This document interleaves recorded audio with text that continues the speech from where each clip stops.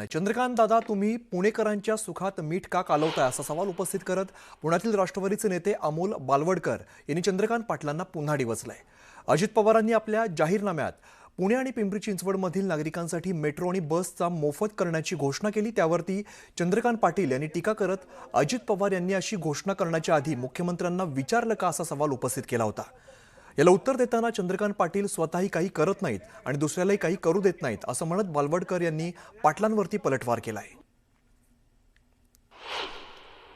राज्याचे कॅबिनेट मंत्री चंद्रकांत दादा यांना प्रश्न विचारतोय, एक राष्ट्रवादी पक्षाचा कार्यकर्ता म्हणून, एक पुणेकर म्हणून, की बाबा तुम्ही पुणेकरांच्या सुखामध्ये मीठ का कालवताय? सामान्य माणूस म्हणणारच, आमचं सुख चंद्रकांत दादा तुम्हाला पाहवत नाही का?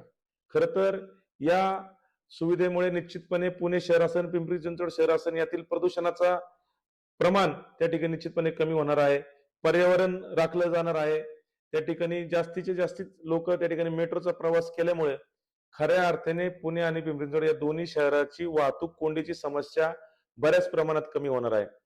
पण नाही, चंद्रकांत दादांना स्वतःही काय करत नाही, कधी स्वतःही काय केलं नाही, आणि जर कोण करतंय तर त्यांनाही करून द्यायचं नाही. तर ही भूमिका योग्य नाहीये.